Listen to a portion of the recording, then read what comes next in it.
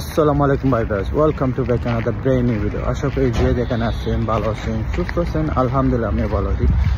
তো বর্তমানে অনেক ভাই এরা প্রশ্ন করে, আমি জানি না কেন প্রশ্ন করে বা কিসের জন্য প্রশ্ন করে, যে সুইডেনে কি ওয়ার্ক পারমিট হয় বা বাংলাদেশ থেকে কি ওয়ার্ক পারমিটে আসা যায়। হ্যাঁ, ওয়ার্ক পারমিট হয়, বাংলাদেশ থেকে ওয়ার্ক পারমিটে আসা যায় যদি আপনার কাগজপত্র সব কিছু ঠিকভাবে অ্যাপ্লাই করা হয় আর সব কিছু ঠিকঠাক রাখে, তখন কিন্তু আপনি বাংলাদেশ থেকে ওয়ার্ক পারমিটে সুইডেন আসতে পারবেন।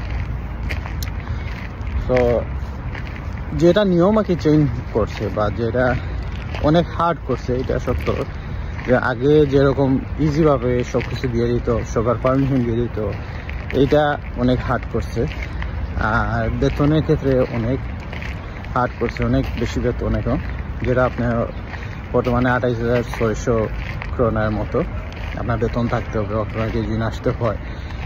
সো এটা হয়তো আরও চেঞ্জ হবে, এই জিনিসগুলা চেঞ্জ করছে। আর পারমিশন ক্ষেত্রে বা পিআরের ক্ষেত্রে অনেক নিয়মকানুন চেঞ্জ করছে, হার্ড করছে, যেটা আগে এত ছিল না, এত দরাবাধা নিয়ম ছিল না। তো এই জিনিসগুলা কিন্তু ওরা চেঞ্জ করছে। এমন না যে এখানে কোথাও লেখা নাই বা কোথাও আপনি পাইবেন না যে এখানে ওয়ার্ক পারমিট দেয় না বা হয় না, আপনি অ্যাপ্লাই করতে পারবেন না, এরকম কোনো কিছু কিন্তু নাই, এখন পর্যন্ত আমি পাইনি। সো ওয়ার্ক পারমিট হয়, সব কিছুই এখনও আগের মতো আছে। আপনি যদি সঠিকভাবে অ্যাপ্লাই করতে পারেন, আপনার সব কাগজ সঠিকভাবে থাকে, তাহলে আপনি এখানে ওয়ার্ক পারমিটে আসতে পারবেন।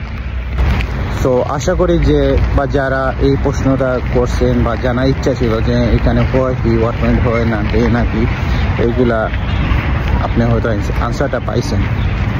চেষ্টা করবেন সব কাগজপত্র যাতে ঠিকঠাক থাকে, আর ওইটা নিয়ে টেনশন করবে না। তো ভালো থাকবেন, সুস্থ থাকবেন, আল্লাহ হাফিজ।